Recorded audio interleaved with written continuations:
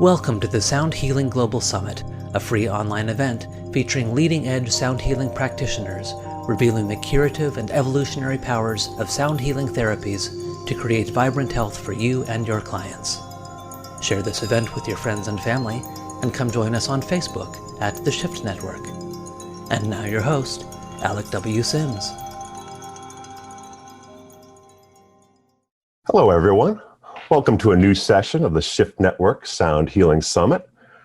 Always appreciate having you joining us. Our special guest this time is Jill Purce. Jill Purce is a British voice teacher, family constellations therapist, and author. She's a pioneer of both the sound healing and ancestral and family constellation movements through her rediscovery of ancient vocal techniques and the use of the voice as a magical instrument for healing and meditation. She gives workshops throughout the world, the healing voice and the healing family and ancestors, which facilitates the transformation of inherited traumas through ceremonial family constellations. She also hosts extended week-long living and sonorous mandala workshops. Jill, welcome. Thank you. Yes, a pleasure to be here. Well, thank you for joining us. I appreciate you working this into your schedule. I know you're getting ready to do some traveling here soon. Yes, indeed, next week. Beautiful, beautiful. Well, we'll come back to that in a few minutes to give you a chance to talk about your current events and offerings. But I'd like to begin with one topic I find fascinating, just going back to your roots, because you are a major founding voice in the sound healing field, and which owes a lot to your pioneering work. But back when you were beginning in the mid to late 60s, there were not all of these workshops and online webinars that seem to be so abundant today. So I'm just very curious, and I'm sure other people may well be as well. What were the initial inspirations and influences that guided you to this type of work with sound and voice? Well, originally I was very interested in how form comes into being, and I knew that this was a completely mysterious. Nobody had a clue really how it happened, and even all the scientists had didn't have any answers to it. And so I was very interested, first of all, in the flows of water, and the flows of water meeting interruptions leading to a sort of record in time. These spiral eddies, which get slow down into spiral shells and the forms that we have in nature, from galaxies right down to, rotatory aspects of the biological aspects of ourselves. It goes right through the system. So I was very interested in how form comes into being. And then I saw the work in the late 60s of Hans Jenny, who was doing what are called Faraday waves. He was showing the Chladni patterns, what happens when you vibrate powders, fine powders, and viscous substances and liquids of different viscosities on resonating plates. And what he showed was how these formless and seamless substances take on the patterns that we see around us in nature on the backs of shells and tortoises and zebras and butterflies, and all the kind of patterns in nature you see coming into being through simply vibrating seamlessnesses. And so this made me realize that actually the creative force in the universe was also sound. And so then very gradually I realized that actually it wasn't enough just to look at the theory of it. It had to be a practical experience. And for me, this started very early. When I was about 7 or 8, we used to spend our summers in the west of Ireland. And my father was extremely eccentric. And when most people were going to bed, he would get up and sort of say, okay, it's time for adventure.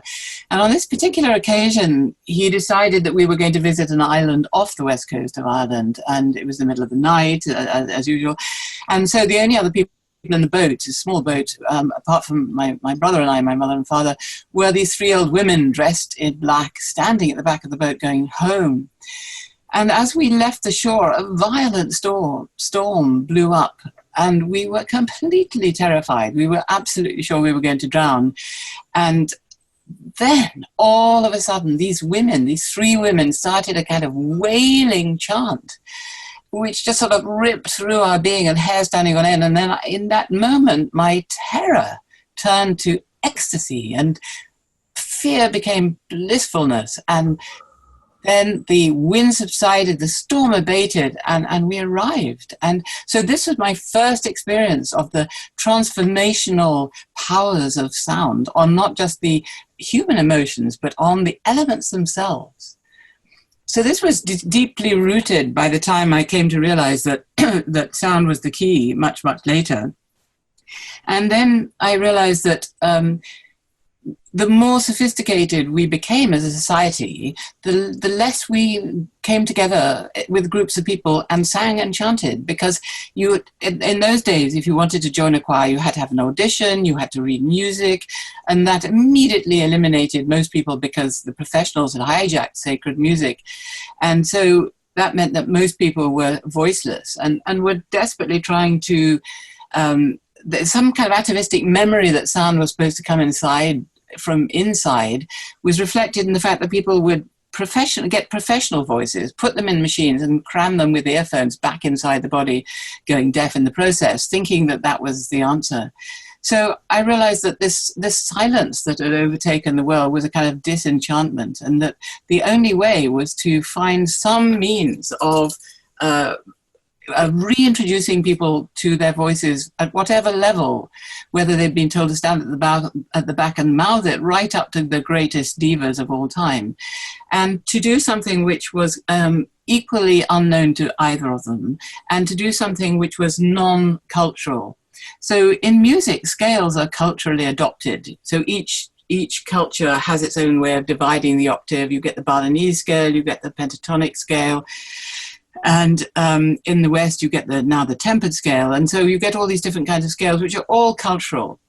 And this, I realized, was not the answer, especially because the tempered scale is out of tune and all Western music is out of tune, which I can return to. But I wanted something which went beyond this, which was fundamental to the very geometry of nature, fundamental to our own geometry. And so I'd been working with Tibetan lamas for a long time.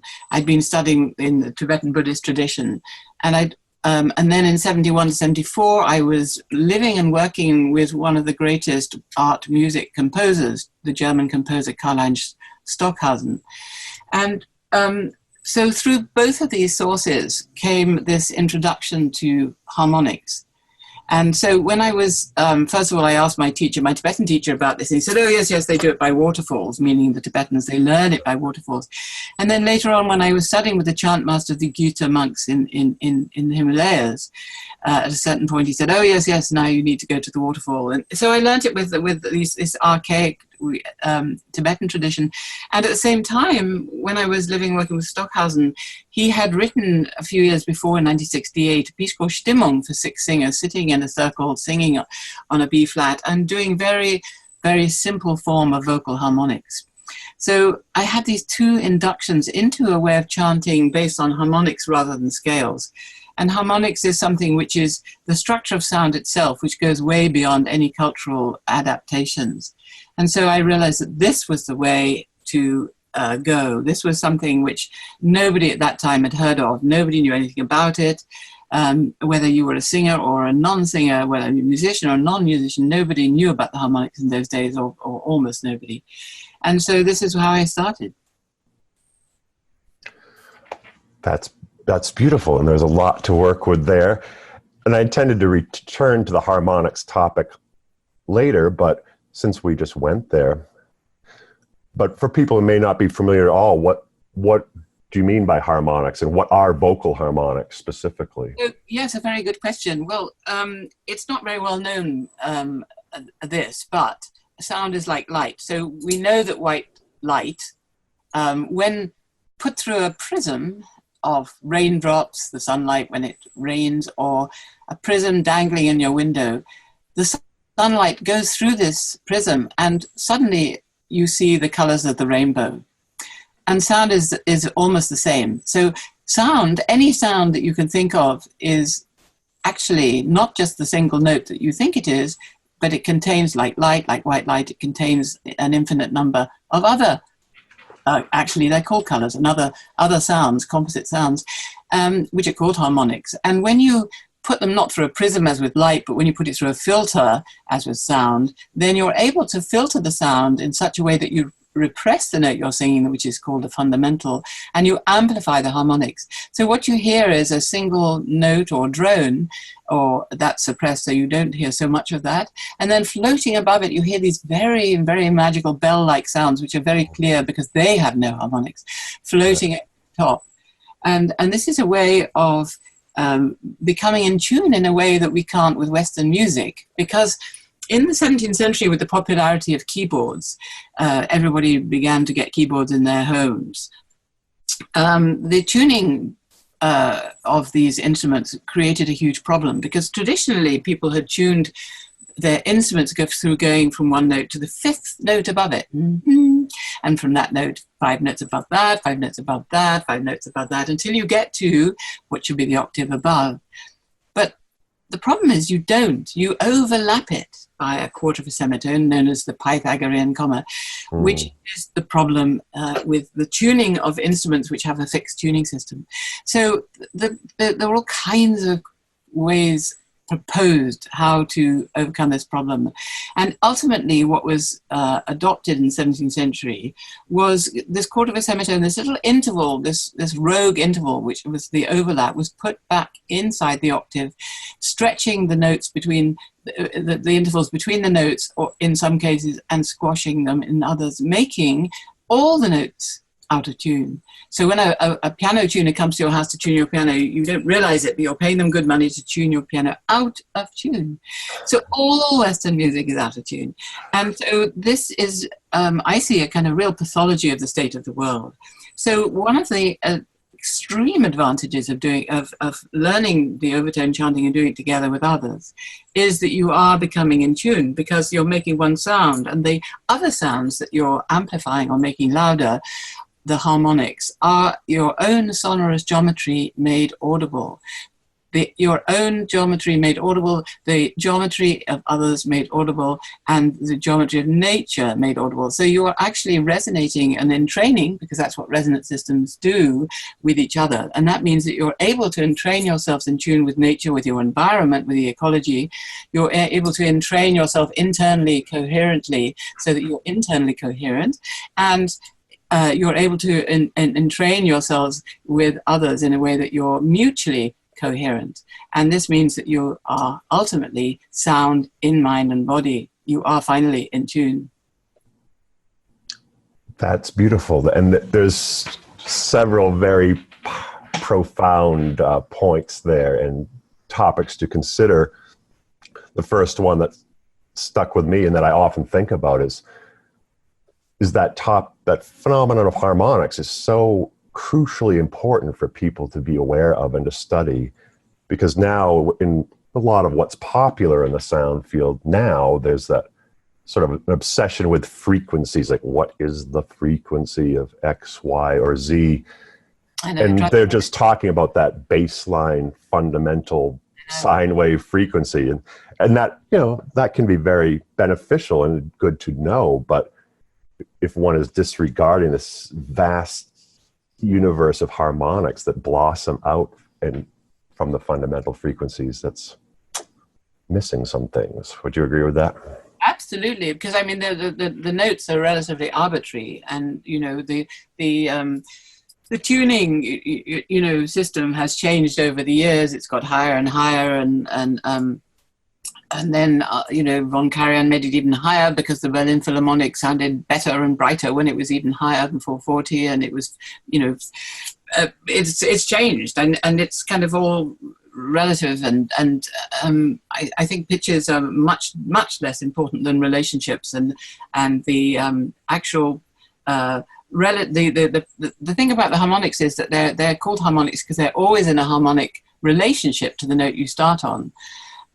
Which means that they're always in this magical relationship, and so this is much more important. It's about coherence and geometry and not about specific pitches, which I think is much more arbitrary. And so yeah, I find it very annoying. Right. That's very powerful to think of sound work in terms of relationships, connections, and unifying polarities and geometry rather than just isolated, frequencies. So exactly, and resonance, which is what it's really all about. yeah, it's a connecting creative force. Resonance is ultimately one of the most important things in the universe. It means to resound, and you can only, if you resound, then you reveal the harmonic, the component parts of the sound through this resounding or resonance, and then you can hear these pure flute-like sounds, which are then in tune. And so yes, it's taking sound. I think of it as almost like the homeopathy of sound. It's the most subtle but the most powerful form of sound there is. Yeah, or also perhaps the aura of sound, the subtle energy of sound. Well, we have to borrow from the language of vision, so we call them colors, interestingly. So we call them the timbre, or the colors of the sound, or the quality of the sound. So we're already in a very sort of magical realm by the quality. We don't really know what that means, what quality means. Yeah, and that is perhaps just analogy, because the vocabulary for visual descriptions is much more developed in general than sound. But yeah, that's what it is. But yeah, but it's back to your core teachings, and now teaching people to work with and perform and learn how to do vocal harmonics themselves. Do you see that as a way of people beginning to embody all these things more into their own being and direct experience?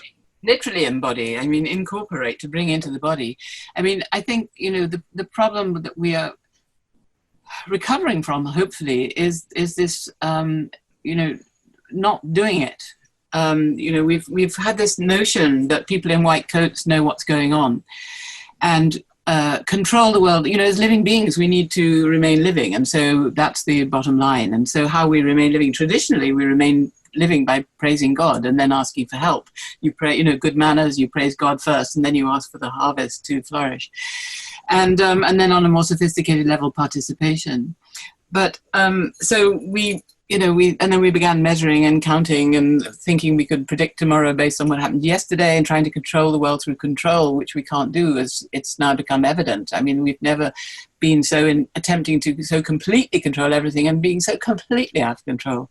So what's developed out of this is a reclamation of participation, and that's one of the reasons people are interested in shamanism, which advocates or has a kind of animistic universe where everything has agency. In our world, only we have agency, which means that we can have agency over the rest of the world. We can exploit it, and it's there for our benefit. We can rape and pillage and use it until it's not there anymore, which is what's happening at the moment. And what we are now realizing is that that's to our peril, and actually, it's not possible anymore, and it's the revenge. Repressed. Anyway, so now shamanism is showing us a world of animation where everything has agency, where we're just one part of agency over the rest. And so sound is a way of kind of reactivating this and the reclamation. So we have to reclaim responsibility for our health, which is what's happening at the moment. So I see the exploration of the lost voice as a kind of reclamation of our voices from the professionals, because up until recently we've paid a lot of money to go somewhere and not do it, and it's the other people that we've come to listen to who we give permission to do it, and we sit there and we listen to them doing it. So my whole idea when I started doing this was that we had to reclaim our own participation, our own responsibility in this, because the people in white coats have no idea what's going on, and therefore unless we take our own responsibility for our health, for the universe, for the global warming, for whatever it happens to be, and in this case for reclaiming our sonorousness within the universe, nobody else is going to do it for us. And so that was really my agenda when I look back. At the time, I just was doing what I had to do and didn't have a clear idea what it was I was doing. I just did it. But if I look back on it now, I see that that's absolutely what I was doing. I was empowering everybody to reclaim their voices, which had been hijacked by the professional. That's beautiful. And as I recall once reading a powerful quote from you that was short but said a lot, but something to the effect of, if you liberate the voice, you liberate the human being. There you go. And that says it all. there's a lot there to contemplate, but I guess more importantly to work with and begin to experience for oneself, because I know you teach that in your workshops. But for someone beginning, how could someone begin to find in their own voice and reclaim that connection with sound? And well, come and work with me, of course. But you know, and I also have recordings which people can get and start tuning in. It's kind of easier to do it in a group. It's slightly harder to do it on your own, because if you're chanting on your own, you have to start. And in music, that's called the attack. And there's a lot of information, acoustical information in the attack, you know, when you go from silence into sound. And it's always the hardest thing to do. But if you have a group, you can weave in and out, you can stop, you can listen. Somebody else is breathing for you, so that relieves the responsibility for breathing, and that's huge because it means to expire, to die, you know, so we have a lot of hang-ups about breathing. So as long as somebody's breathing in the group, we don't have to, and as long as somebody's chanting, we can weave in and out. So it does help enormously to have a group. So that's why I encourage people to come and work with me, or, you know, also you can use my recordings or get together with other people, or just begin to explore the voice in any way you can. Go around the house humming. Yeah, there you go. That's beautiful. With your hairdryer or vacuum cleaner or your car. One can make it your own and take it throughout the day. But you are correct. Working in a group brings in that powerful synergy where 1 + 1 = 3, and the whole group connection does make it more powerful to The thing about sound is it creates, every form has its own sound. You know, if you wind your finger around a wine glass, it sings the note of that particular wine glass, and you can break it by addressing that sound back at it. So every form has its own sound, and it's a sound of a thing which is the key to its own dissolution. And so when you're working in a group, you're using sound to dissolve the boundaries between you. And so this way you create and sustain community. And for me, one of the most important things is sonorous community. We have so little community in our lives. And so this is the most powerful and magical way of creating community. And so I have many, many people who've worked with me all over the world, and it really is a wonderful community, and many people come back and do many of the things I do. You know, I do this family constellation work, I do these extended mandalas, and so people come back and do many, many things with me and many of these activities. And so there's this wonderful community of people who are mutually supportive. You know, recently a 53-year-old, one of my students had a stroke, and suddenly out of the blue at 53. And so, you know, we had a Facebook page for the community, and we did a GoFundMe, we raised money for her, we supported her, she was able, you know, she began to walk again. And so it's a wonderfully supportive community that's created through working together with our voices. It's so empowering, mutually empowering. That's powerful. And I'm glad you brought that up, that group working and group ceremony, because in the past couple decades, I believe another focus of your work has been healing the family and ancestors. What does that entail? Well, one of the things that I realized many years ago, I started doing ceremonies for the ancestors, where we went back and honored all our ancestors, and people started saying that this changed everything. So gradually I developed the work.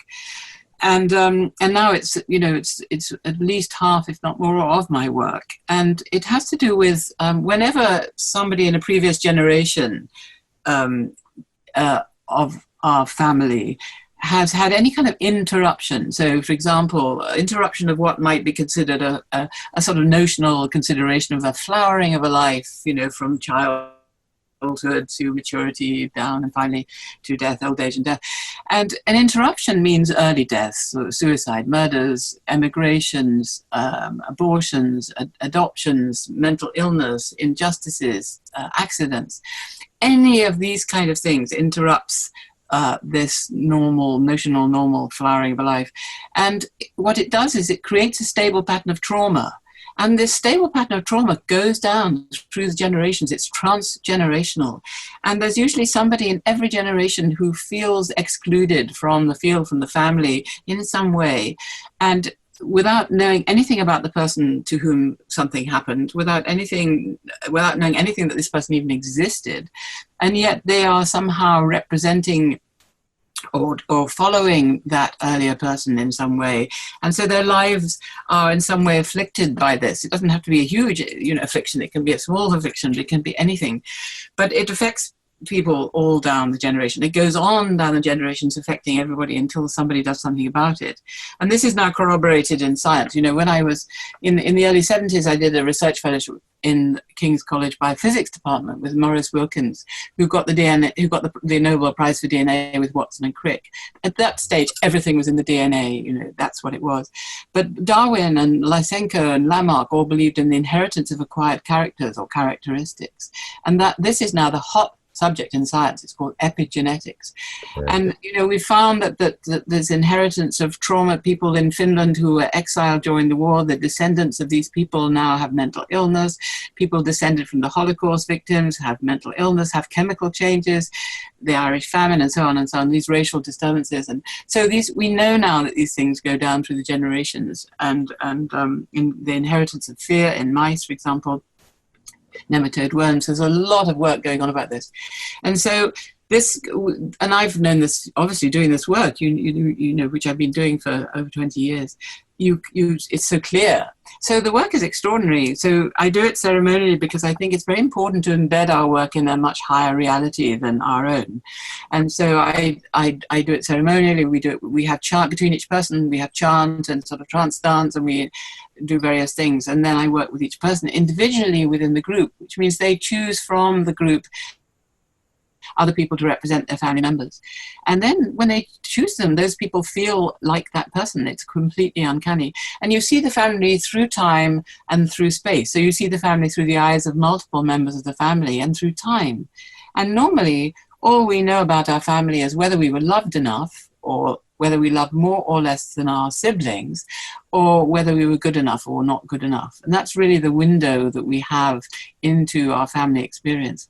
This way, we experience it through the eyes of all members. We experience what happened to all these people. We experience, how we resonate with these things that come down to the families, and we're able to heal them in a way that in such a short time that it's the most extraordinary form of healing I've ever come across, where we remember that which has been forgotten. We bring in the outliers so everybody's in their rightful place, and it's an induction of order, just like working with the harmonics in sound, which is an induction of order as well. This is an induction of order. So the whole system, the whole family and ancestral field through time feels right, feels good. And that means that these things no longer continue down through the generations, through the family.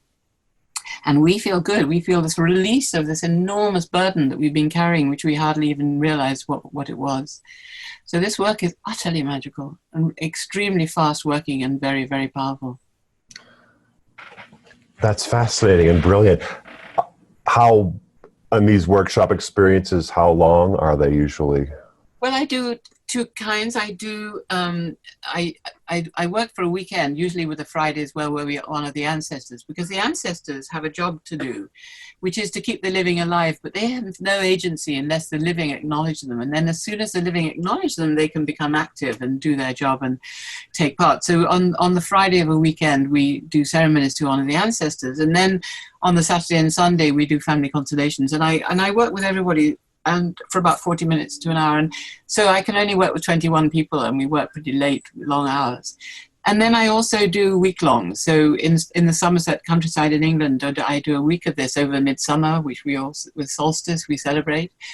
And then in British Columbia in Canada, I do a 5-day, and usually at the end of July. And sometimes I do a week of this work in Massachusetts, which I'll be doing this year. And so the size, it stretches between a week, 5 days, and a week and a long weekend.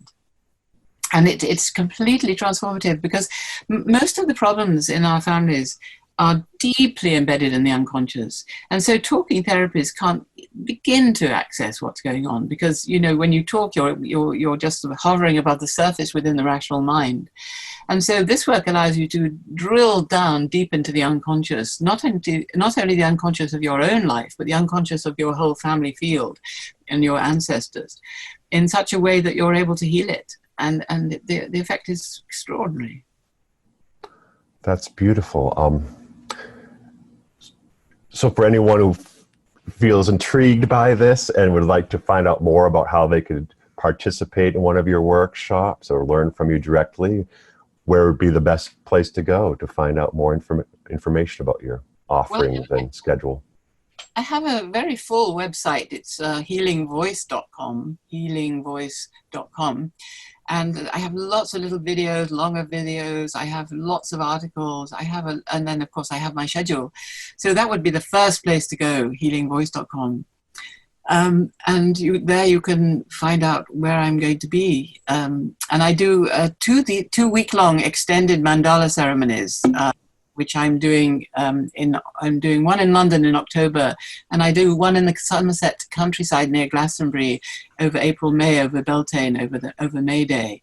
And this is a very powerful, totally immersive ceremony in sound, in color, continuous chant for 5 days, where we're working both magically and spiritually, but also with our afflictive emotions, transforming them into wisdoms. And so this is, next year will be, I think it's the end of April, and in October, the 26th of October in London, over the Festival of the Dead, which we also do a Requiem Mass for the Dead during that, one evening during that. And the vicar chants the names of our ancestors. And my husband plays the organ. So that's coming up. And then in October, I'm going to be in Massachusetts doing a week of both the sound work and the voice and the family and ancestor work. Outstanding. And once again, for people who'd like to go check that schedule and read more details, that's it's healingvoice.com. Yes, www.healingvoice.com. Beautiful. Well, I believe we're reaching the end of this piece, but do you have any last quick thoughts you'd like to share with anyone of the best first steps they could take to, on their own at this moment, to experience some of the essence of your work? Well, to combine the two, you could begin to chant the names of your ancestors as a way of honoring them. So that includes chanting and acknowledging your ancestors. All right, that's beautiful.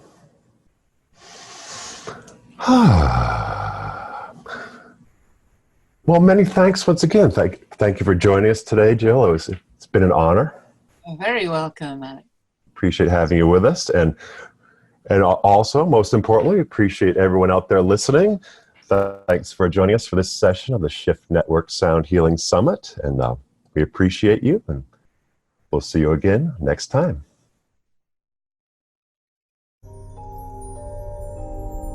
Thank you for joining us for the Sound Healing Global Summit, brought to you by the Shift Network. To learn more, visit soundhealingglobalsummit.com. To join our global community of people awakening to their divine humanity and taking inspired action, visit theshiftnetwork.com. Thank you again for gathering with us and for sharing this healing path with your friends and family.